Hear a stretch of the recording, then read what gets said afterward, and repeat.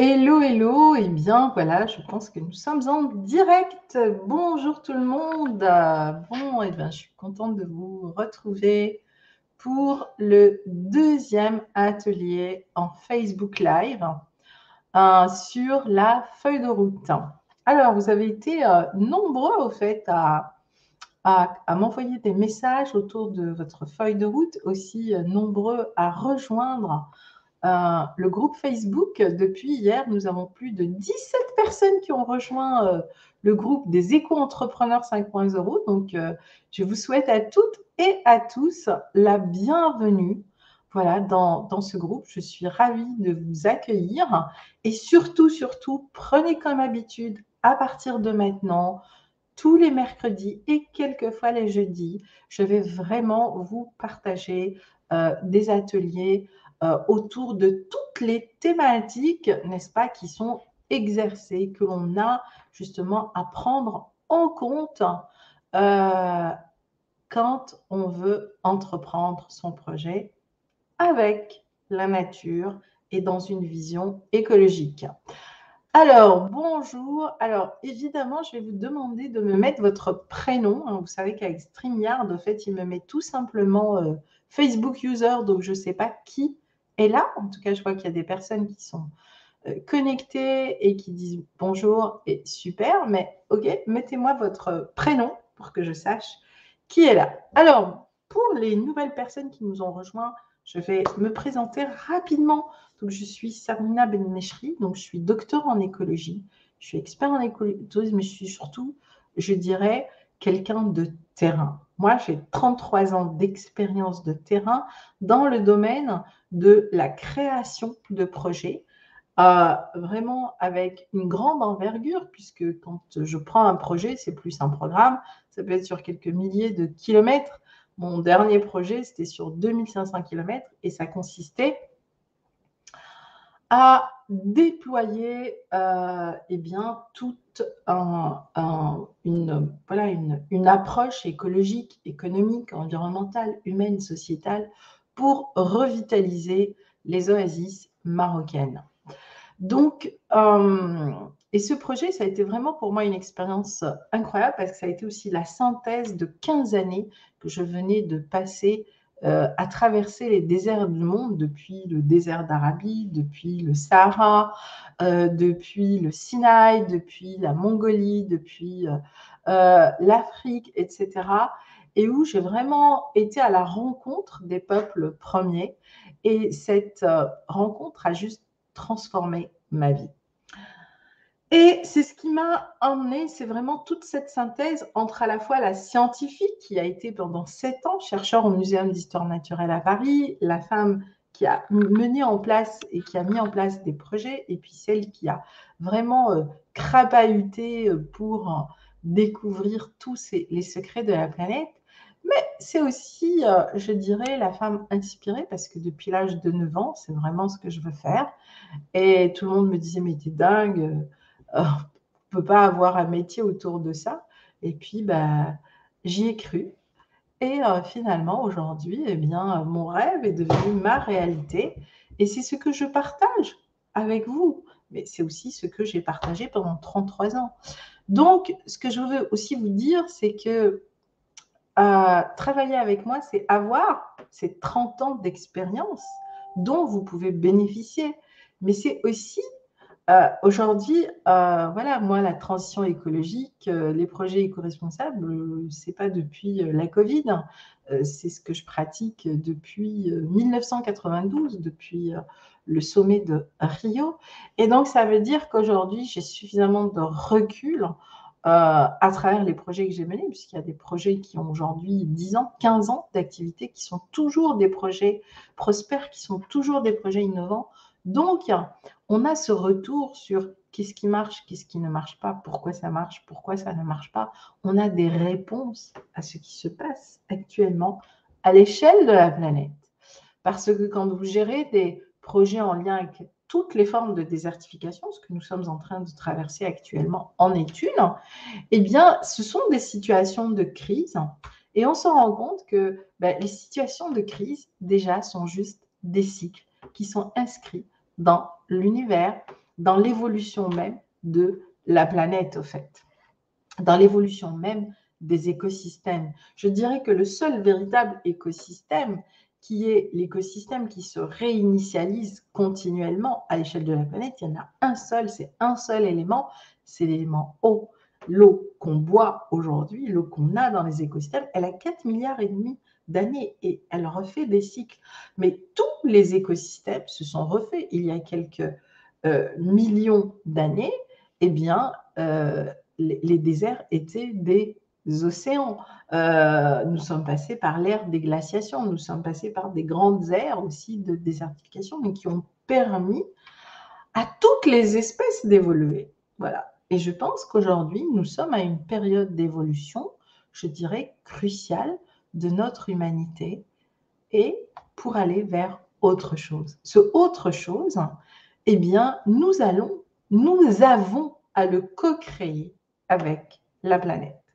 Donc aujourd'hui et en ce début d'année, travailler sur sa feuille de route est un élément extrêmement important. Si vous n'avez pas encore vu le premier atelier que j'ai partagé, parce que c'est vraiment essentiel de commencer par le premier, je vous invite à y revenir. Donc ça dure une demi-heure, 35 minutes exactement, où vous allez voir eh bien, les avantages. En plus, je vous partage des études de cas pour comprendre, d'accord, des choses qui vous semblent peut-être évidentes. Quand on a une feuille de route, qu'est-ce qui se passe? Et quand on n'en a pas, qu'est-ce qui se passe? Aujourd'hui, je vais vous partager la deuxième étape donc, des ateliers qui est finalement, c'est quoi les étapes de construction de la feuille de route? Et le 19, donc à 20h30, nous aurons une masterclass où nous allons aller beaucoup plus loin dans la co-construction d'un projet. Et je vais notamment aborder le 19 l'étape suivante qui est celle des tableaux de bord parce que c'est vraiment essentiel, surtout dans une période comme celle-ci. Alors, je dis bonjour aux personnes qui nous ont rejoints. Bonjour Cathy, bonjour Sarah. Voilà, bonjour aux autres personnes dont je ne vois pas le nom. Je vous souhaite la bienvenue et nous allons à présent démarrer donc l'atelier. Je vous invite vraiment à prendre de quoi noter parce que, eh bien, pour ce deuxième atelier, on va rentrer dans des choses très, très concrètes. Alors, partager l'écran. Cool. OK. OK. OK. OK. Here we are. Donc, je pense que là, vous devez voir ce que je vous partage. Je vais juste checker. Ouais, ça marche. OK. Alors, juste pour reprendre, s'il y a des nouvelles personnes. Donc, c'est quoi la feuille de route? Voilà, rapidement, mais je vous invite vraiment à retourner à l'atelier d'hier qui est dans le groupe, d'accord, et uniquement dans le groupe. Donc, c'est un GPS, c'est vraiment votre GPS. Hein, et c'est votre GPS extérieur. Et vous allez voir qu'une feuille de route, ça peut aussi devenir un GPS intérieur. Et là, ça devient hyper intéressant. C'est un itinéraire, d'accord? C'est un itinéraire que vous allez choisir, vous allez décider. C'est un outil de mesure. Et c'est vraiment important quand on se lance dans un projet. Si vous n'avez pas d'outil de mesure, eh bien, c'est très compliqué de savoir vers où vous allez. Et donc, si vous ne savez pas vers où vous allez, eh ben, vous restez dans des incertitudes certaines. Et du coup, c'est aussi compliqué d'avancer dans un projet dans toutes ces incertitudes. Comment je sais comment je vais avancer? Comment je sais est-ce que c'est le moment d'investir? Dans quoi je vais investir? Etc. etc. Donc, c'est important. Je n'ai jamais été aussi vigilante sur mes outils de mesure que pendant cette période, donc depuis 2020. Et extraordinairement, ça a été une période du coup, comme quoi c'est bien de passer par des situations compliquées, complexes et de crise. Ça nous oblige à aller encore plus loin dans notre démarche, dans notre évolution, à être encore plus focus. Voilà, ça nous demande beaucoup plus de vigilance, beaucoup plus de présence, beaucoup plus d'ancrage et d'alignement, je vais en parler tout à l'heure. Et du coup, eh bien, en réalité, c'est là où il se passe des choses nouvelles et où le chemin, eh bien, vous sortez du chemin balisé, et c'est vraiment ce vers quoi on veut tendre tous, sortir de toutes ces balises qui aujourd'hui sont en train juste de nous empêcher de vivre et de respirer pour aller vers autre chose. Donc, avoir des outils de mesure, c'est extrêmement important. Et je vous parlerai notamment des outils de mesure le 19 parce que c'est vraiment essentiel. Et quand on mesure les choses, et ben, du coup, on sait où on va et on sait là où on peut investir et s'investir. Et je dirais, ben, je n'ai jamais autant investi en moi, c'est-à-dire en accompagnement, etc., et en formation et dans mon entreprise que depuis 2020. Mais eh bien, aujourd'hui, je vois les résultats, mais je vois aussi d'autres perspectives et d'autres, je ne vois que des possibles, même dans cette situation qui est compliquée. Donc, ça va vous permettre d'avoir des étapes claires, ça va vous permettre de planifier, d'organiser, de budgétiser. En 2 mots, ça va vous permettre d'avancer sereinement. Les bienfaits d'une feuille de route. Donc, eh bien, ça vous permet d'avoir une vision. Je l'ai dit hier, si vous avez un projet, que vous n'avez pas une vision au moins 5 ans de votre projet, vous n'avez pas de projet. Ça vous permet de ne pas être en stress. Ça vous permet d'avoir de la clarté et du coup d'avoir de la satisfaction des étapes que vous traversez, de la sérénité et du coup de la simplicité dans les choix d'action que vous allez mettre en place. OK ? Donc, si vous voulez en savoir plus sur l'atelier 1, retour sur la vidéo d'hier. Aujourd'hui, je vais vous parler des 2 grandes étapes de comment globalement on crée sa feuille de route. Alors, pour moi, il y a 2 étapes essentielles dans une feuille de route. Il y a d'abord qui vous êtes, d'accord? Parce qu'une feuille de route est basée avant tout sur vos aspirations, vos désirs, ce qui vous fait vibrer dans la vie. Et j'ai envie de dire, qu'est-ce que vous désirez aujourd'hui dans cette période? Quelle est la chose qui vous tient le plus à cœur? Qu'est-ce qui vous fait vibrer? Mes amis, si vous avez le désir d'entreprendre et de vibrer un projet, si vous ne le faites pas maintenant, quand vous le ferez? Hier, c'est déjà passé. Demain? Après-demain? Les années passent tellement vite que le temps est la seule véritable valeur non échangeable et non négociable dans votre vie. Donc, c'est important de donner de l'importance, de la valeur, je dirais même de la valeur ajoutée au temps. Mais pour lui donner cette valeur ajoutée, il est important de vous positionner et de décider qu'est-ce que vous voulez être. Et je crois que cette période nous challenge beaucoup sur l'être, non pas sur le comment ni sur le faire, mais elle nous oblige à faire des choix existentiels. Donc, on est au cœur de cette thématique. Et personnellement, j'ai toujours construit mes feuilles de route en commençant par ce qui était important pour moi. Et toute ma vie, finalement, et ben, du coup, qu'est-ce que j'ai mis en avant? Ma passion, ce qui me faisait vibrer, ce qui comptait pour moi. Et à chaque fois, j'ai mis ça en avant et j'ai construit mon projet autour de ça. Et c'est exactement ce qui s'est mis en place à une envergure internationale qui m'a même un peu dépassé un certain temps et qui me dépasse toujours d'ailleurs. Mais c'est ça qui est bien. C'est un moment être au service de tout cela, c'est-à-dire être au service de la nature, des écosystèmes et de la planète. Parce que quand on est porté par quelque chose qui est plus grand que nous, eh bien, dans des périodes compliquées, on sait qu'on n'est pas seul. On sait que ce qui est plus grand que nous nous porte toujours, d'une certaine manière. On le voit ou on ne le voit pas, on est prêt ou on n'est pas prêt, mais ça, c'est une autre, je dirais, question, mais globalement, c'est de ça dont il s'agit. La deuxième étape, c'est votre projet, je dirais, en conscience avec la nature, la valeur de votre projet et comment vous allez structurer cette valeur à travers 4 étapes très simples. Donc, commençons par la première étape, vous, ce que j'appellerais votre chemin de vie. Qu'est-ce que vous êtes venu incarner dans cette vie? Comment vous voulez l'incarner? Et qu'est-ce que vous voulez transmettre? Qu'est-ce que vous voulez laisser après votre départ?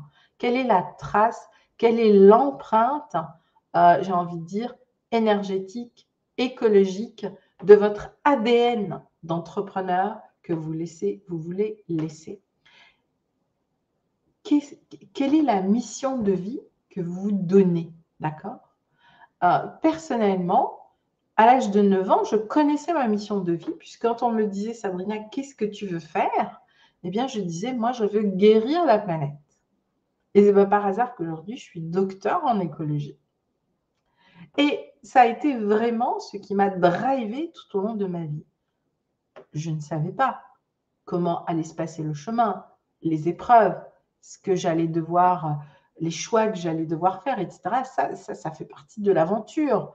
Mais ça a toujours été très clair en moi. Et c'est vraiment ce que j'ai fait grandir à l'intérieur de moi. Et c'est ce qui a aussi grandi à l'extérieur de moi. Ça, c'est la première étape. Vous, votre mission de vie. Et je vous invite à prendre une journée tranquille, sortez, allez vous balader, prenez votre cahier, votre stylo et tout au long de cette journée, laissez votre intuition vous mener, laissez remonter vos émotions, vos sensations, ce qui vous tient à cœur et écoutez cette part totalement irrationnelle en vous, car c'est aussi vous et j'ai envie de dire, c'est la meilleure part co-créatrice de vous. Et c'est paradoxalement la part qui est connectée au vivant. Votre tête, mes amis, elle n'est pas connectée au vivant. Vous m'entendrez toujours dire, la Terre est un corps et elle agit en tant que corps. La Terre n'a ni mental ni ego. À chaque fois qu'on abordera la planète, les écosystèmes avec notre mental, notre côté rationnel et notre ego, eh bien, on est juste connecté. On est hors connexion du vivant. Et je peux vous dire, ça fait plus de 45 ans maintenant, donc je suis et que je travaille, d'accord, que je suis au cœur de toutes ces problématiques environnementales, dont celle du réchauffement climatique. Quand vous travaillez sur la désertification, vous êtes au cœur du processus de réchauffement climatique. Eh bien, ça fait 45 ans qu'on fait des COP, d'accord, et pourtant on n'a rien résolu. On a même vu le problème s'accentuer. Il y a un moment, il faut s'arrêter et vous se dire, mais qu'est-ce qu'on n'a pas compris? Qu'est-ce qu'on a loupé? Et si ce qu'on avait loupé était en lien tout simplement avec notre relation à la nature, notre compréhension du vivant et nos actions au cœur des écosystèmes. Si c'est ça qu'on devait remettre en place. Donc aujourd'hui, dans cette transition, c'est bien, mais attention, attention de ne pas répéter les mêmes erreurs que l'on a fait encore et encore et encore au nom de l'écologie, au nom de l'agriculture bio, au nom de l'agroécologie, au nom de l'environnement, au nom de la permaculture, parce qu'on a fait beaucoup, beaucoup de dégâts au nom de tout cela. Et on continue au nom de l'écologie à faire des choix qui sont juste pas écologiques et à un niveau international. Et ça, c'est un autre sujet, mais j'attire votre attention. Si vous voulez agir sur l'environnement, il est à la fois important que vous ayez une vision locale, mais en même temps, de qu'est-ce que vous voulez contribuer à l'échelle de la planète. Parce que, je dirais, la qualification des personnes qui m'entourent et que j'accompagne, c'est vraiment des colibris. Ils veulent amener leur goutte d'eau dans l'océan. Ils veulent faire que les océans restent beaux, restent propres. Ils veulent amener une vision bonne pour leur santé, bonne pour la santé de l'environnement et bonne pour ce monde que nous voulons de plus en plus aligné avec le vivant, avec la planète. Donc, par conséquent, c'est important que vous preniez ce recul avec beaucoup de sagesse, d'humilité et que vous reveniez à la nature, que vous reveniez à la terre-mère et que vous la considériez comme votre meilleur allié dans ce processus de co-création de votre projet. Et ça commence par, avez-vous un intitulé pour votre projet? Vous savez, un projet, c'est comme un bébé. Un bébé, quand il naît ou quand il est en gestation, on commence à réfléchir au prénom qu'on veut lui donner. Et bien, c'est pareil pour un projet. Quel est l'intitulé que vous voulez donner à votre projet? Dans quel type d'environnement vous voyez votre projet? Est-ce que c'est un projet de création d'une serre d'abondance? Est-ce que c'est une micro-ferme? Est-ce que c'est un gîte? Est-ce que c'est un projet thérapeutique? Est-ce que c'est un projet artistique? Est-ce que c'est un projet d'architecture, etc. Tous les projets peuvent être envisagés et peuvent être structurés avec la nature et le vivant. Pour en avoir structuré plein, c'est complètement différent. Mais hier, dans l'exemple que je vous ai montré, justement, je voulais vous montrer comment on commence les projets à l'envers, en pensant que ce qu'on fait, c'est bien. D'accord? L'histoire du gîte et de l'écologe. Quand on travaille avec la nature, on ne commence pas par l'écologie, on commence par la nature et après, on va vers l'écologie. Si vous commencez par la gîte et ensuite vous allez dans l'environnement, et bien là déjà, bien imaginez, c'est comme si que vous commenciez une maison par le toit et si comme si que vous commenciez à travailler dans une forêt en travaillant par la canopée. Ah, ben là, on a un gros problème parce qu'il faut commencer par les racines, puis par le tronc, puis par les branches, puis par les fruits. Donc ça, c'est vraiment important. Sinon, voilà. Mais pourquoi on commence comme ça? Parce qu'on est tout le temps en train de réfléchir. Arrêtez de penser. Faites confiance à vos sensations. Allez chercher votre intuition profonde et connectez-la au vivant. Et là, vous allez voir qu'il va commencer à se passer des choses absolument incroyables. Et surtout, vous allez commencer à vous détacher du mal-être ambiant dans lequel on est aujourd'hui. Donc, en vous connectant au tronc de l'arbre, connectez-vous. C'est quoi finalement? C'est là où arrivent les objectifs. Vous voyez, ils ne sont pas là, ils ne sont pas là, ils sont là. Et ensuite arrivent les résultats. Alors qu'en général, quand on fait un business plan ou quand on travaille sur une fiche, on commence par les objectifs. Et donc, et après, on découvre que nos objectifs ne sont absolument pas cohérents avec la réalité de notre projet ou de notre territoire, et donc du coup de notre planification, et donc du coup du financement et du budget et tout ce qui va avec. C'est par ricochet. Donc la première étape de la structure de votre projet, en réalité, elle dépend de votre ancrage et de votre alignement. Et ça, c'est vraiment une histoire entre vous et vous. Parce que mon projet, c'est quoi? Mon projet, c'est, j'ai envie de dire, une continuation de qui je suis et de ce que je veux aujourd'hui manifester, de ce que je suis venue vivre et expérimenter. Et mon métier est au cœur de ce que je suis venue vivre et expérimenter. Et ce que je suis venue vivre et expérimenter, eh bien, il ne suit pas des décisions mentales, mais aujourd'hui, il suit justement cet alignement, 4 éléments, cet ancrage au cycle de la vie, ces étapes de passage, etc. Mais vraiment, je suis totalement connectée aujourd'hui à ce processus. Et ce n'est pas simple, parce qu'on vit aussi dans une société qui nous ramène toujours à des choses et à des situations qui sont à l'opposé de cela. Donc, votre structure par objectif, elle démarre là, en fait. Une fois que je suis ancrée et alignée, c'est-à-dire que je suis vraiment dans ma vision du projet, alors je mets en place ce que j'appelle la structure par objectif. Et vraiment, ce que je vous partage là, c'est extrêmement important. Je vous garantis que mes fiches projets, les structures des programmes que j'ai accompagnés à une envergure internationale suivent ce même processus. Et ça a rapporté des milliers, voire des millions d'euros dans certains cas. Donc, cette structuration, organisation, méthode, eh bien, vous voyez, elle ne vient pas de votre to-do list, elle vient de cette part d'ancrage de votre projet que vous souhaitez mettre en place avec la nature ou en vous inspirant de la nature ou en mimant ce qu'on appelle les solutions fondées par la nature. La deuxième étape, une fois que vous avez d'abord fait ce travail donc intérieur, c'est vraiment un travail en lien avec votre écosystème intérieur, vos aspirations, vos désirs, votre objectif de projet intérieur, etc. Alors oui, là maintenant, il est important de poser les choses dans la matière. D'accord? L'énergie est matière. Un arbre, c'est à la fois de la biomasse, donc c'est de l'énergie, d'accord? C'est ce qui nous permet de nourrir les sols, etc., etc. C'est tout ce qui nous donne toute la matière que nous avons grâce aux forêts. Mais en même temps, c'est parce que cet arbre, il est incarné. Il a des racines, il a un tronc, il a des feuilles, il a des fruits. Donc, à un moment, il faut que votre projet s'incarne. Et votre projet, d'abord, ne peut pas s'incarner si vous êtes dispersé. Donc, à un moment, il vous faut le focus. L'ancrage et l'alignement vont vous donner le focus. Et ensuite, c'est là où vous avez besoin d'une structure. C'est là où vous avez besoin de quelque chose qui soit spécifique, qui vous êtes. En quoi vous êtes différent? en quoi ce que vous allez proposer va être unique. Il faut que ce soit, et je reviens encore une fois, mesurable. Il faut que ce soit accepté. Alors, je m'explique, quand je dis accepté, ce n'est pas par les autres, accepté par vous.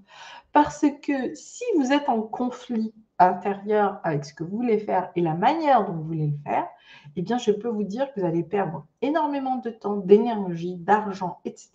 Enfin, bref, vous allez accumuler toutes les bonnes ou mauvaises expériences, en tout cas des expériences qui vont vous ralentir dans votre processus. Elles sont toujours bonnes parce que vous allez apprendre, mais ça va vous coûter du temps, de l'énergie, de l'argent. Et beaucoup, malheureusement, vont abandonner parce qu'ils vont se dire « Ah oui, mais finalement, c'est pas pour moi, j'y arrive pas, ou c'est trop difficile. » Et donc, eh ben, ils vont revenir et ils vont faire marche arrière. Et croyez-moi, cela arrive même à des personnes extrêmement compétentes, extrêmement brillantes et extrêmement désireuses de voir les choses changer. Donc, l'acceptation, c'est accepter par rapport à votre alignement et à votre ancrage. D'accord ? Il faut qu'à l'intérieur, il n'y ait plus de conflit. Il faut que ce soit fluide, il faut que ce soit clair. Et ça demande du temps et ça demande un travail sur soi. Et c'est pour ça que c'est important de se faire accompagner dans ces périodes. Je crois que je n'ai jamais été aussi accompagnée dans ma vie que cette période-là. J'ai une coach qui m'accompagne dans mon bien-être. J'ai un coach qui m'accompagne sur ma stratégie, ma vision. Et j'ai un coach qui est en train de m'aider sur tout le développement aujourd'hui de mon marketing. Et heureusement qu'ils sont là, ça me permet justement de décharger mon cerveau et moi de mettre mon focus uniquement sur ma zone de génie parce que plus que jamais aujourd'hui, je veux apporter une contribution supérieure à ce que j'ai pu faire jusqu'à maintenant parce que j'ai aussi accumulé plus de 33 ans d'expérience dans ce domaine. Donc, soyez ambitieux, soyez réaliste, mais soyez ambitieux. Soyez ambitieux par rapport à vous-même, par rapport à cette idée de projet. Osez, donnez-vous l'autorisation d'être réaliste et d'être ambitieux tout en étant réaliste. Et le fait d'être réaliste, ça va vous permettre de rester humble dans cette ambition et d'être pragmatique et de passer à l'action et de garder le focus sur ce qui est important pour vous. La deuxième chose, c'est dans combien de temps vous voulez le faire. Si vous ne définissez pas le temps, d'accord, quel est votre objectif pour le premier trimestre? En tout cas, qu'est-ce que vous voulez atteindre premier trimestre 2022, deuxième, troisième, quatrième, dans 1 an, dans 2 ans, dans 5 ans? Je ne dis pas qu'il faut s'accrocher à ça, mais c'est comme un écosystème. Vous allez semer des graines, puis vous verrez ce qui va prendre, ce qui va pas prendre, mais vous allez créer tout un espace qui va vous permettre d'évoluer dans la sérénité.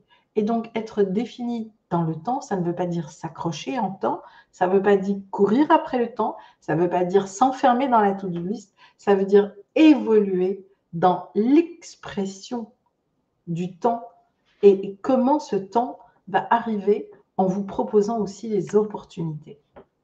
Et enfin, la dernière étape, c'est vraiment, ça vous pouvez le faire sous forme de fiches, sous forme de tableau Excel, d'accord? Et ça, c'est vraiment une structure qui va vous donner à la fois tout le timing, qui va vous donner le chiffre, qui va vous donner les éléments de mesure.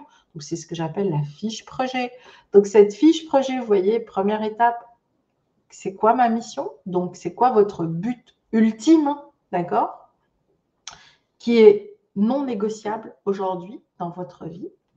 Et la deuxième partie, c'est vraiment tout le plan d'action que vous allez mettre en place pour atteindre ce but ultime. Donc, entre ici et ici, eh bien, vous allez devoir définir ce que j'appelle les actions fondamentales.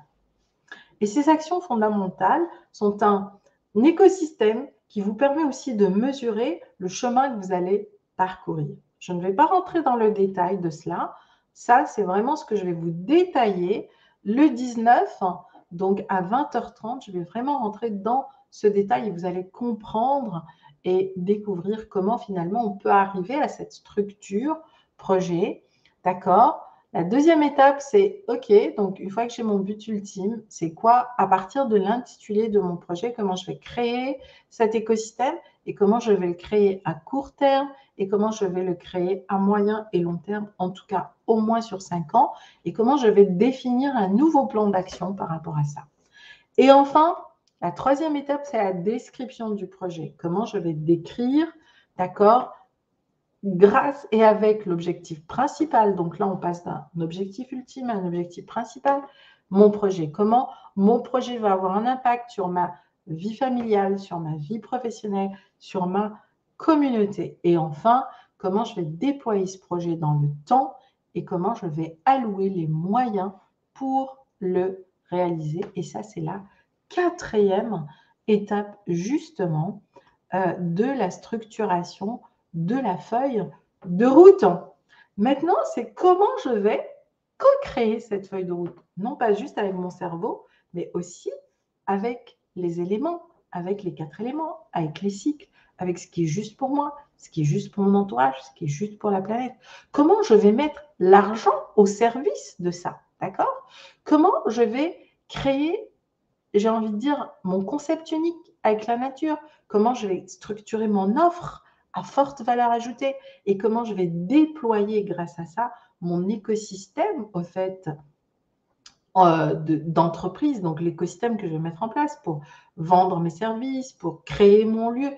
Tout ça, au fait, découle de cette feuille de route et c'est vraiment ce que je vais vous partager en détail. Le 19, on va rentrer dans ces étapes et vous allez voir que, eh bien, c'est tout un apprentissage, que c'est des cycles, qu'il y a des actions très claires à mettre en place, qu'il y a des outils de mesure à mettre en place. Et tout ça, c'est de le structurer justement en écosystème, pas de manière, encore une fois, verticale, comme l'étude de cas que je vous ai partagée hier. Donc, voilà pour la deuxième étape de comment on structure la feuille de route. Alors, je vous invite, les amis, si vous le souhaitez, si vous êtes prêts, d'accord, eh bien, c'est de commencer à mettre en place ces étapes. Si vous avez des questions, n'hésitez pas à me les mettre en dessous de cette vidéo, d'accord. Vous allez aussi recevoir, quand vous allez vous inscrire à la masterclass, un questionnaire d'auto-évaluation où je vais vous aider justement à accoucher quelque part des étapes préliminaires pour vous emmener vers cette feuille de route pour que, si vous le souhaitiez, le 19, vous arriviez en étant prêt parce que ça va être vraiment une masterclass interactive où je vais échanger avec vous, où on va comprendre c'est quoi votre problématique. Et moi, j'aime faire des masterclass qui sont quasiment des masterclass maintenant sur mesure où je réponds à vos besoins. Et vous verrez qu'il y aura déjà un avant et un après ces ateliers et après cette masterclass, je vous le garantis. Donc, n'hésitez pas en vous inscrivant à répondre à ce questionnaire d'auto-évaluation parce que je vais évaluer vos réponses et je vais vraiment axer mes réponses pour que cela vous apporte des solutions. Le temps que je vous consacre, c'est de l'énergie, c'est du temps. Si vous êtes là, c'est du temps, c'est de l'énergie. Eh bien, c'est important de donner de la valeur à ce temps et à cette énergie et que ce soit bénéfique pour vous et que ce soit aussi bénéfique pour moi dans le sens où j'ai un réel échange avec vous. Et c'est ça, au fait, qui m'intéresse. Donc, suivez bien les étapes entre maintenant et le 19.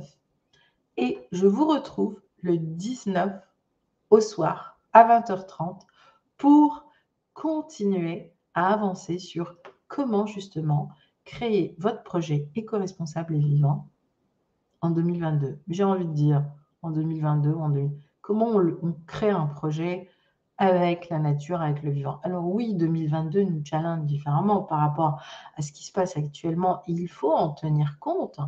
Mais en tout cas, voilà, c'est une période qui nous demande beaucoup d'agilité, beaucoup d'adaptabilité. Mais c'est aussi ce que nous enseigne la nature depuis toujours. Et on a juste forcé les choses. Et aujourd'hui, on a quelque part le retour de tout ce forcing qu'on a fait pendant plusieurs années. Mais c'est bien parce qu'on a encore la possibilité de faire différemment, de corriger. on le voit, la nature est en train de s'auto-régénérer. Donc, voilà, les signaux sont aussi au vert. Il n'y a pas que des choses qui ne marchent pas. Il y a aussi beaucoup de choses aujourd'hui qui sont extrêmement intéressantes.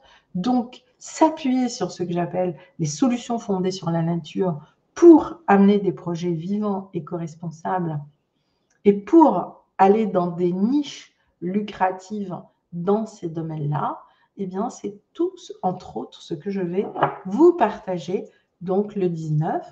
Et je vais aussi réouvrir l'espace de la formation Éco-entrepreneur 5.0 pour celles et ceux qui sont prêts, pour qui ce sera le bon timing. Eh bien, vous pourrez rejoindre la cohorte 2022 de cette formation qui est vraiment unique, je dirais, en francophonie. Voilà les amis, je vous souhaite une belle journée. N'hésitez pas à travailler sur votre feuille de route. N'hésitez pas à m'envoyer un mail à contact@nh.net si vous avez des choses précises à me partager, si vous avez des questions, faites-le. Je vous garantis, j'y répondrai le 19. Et le 19, on pourra vraiment interagir parce que j'utiliserai une autre plateforme qui permet une interaction beaucoup plus importante. D'ici là, portez-vous bien, prenez bien soin de vous. Je vous embrasse et je vous dis à mercredi. Je pense que c'est un mercredi, le 19. C'est un mercredi, le 19, n'est-ce pas?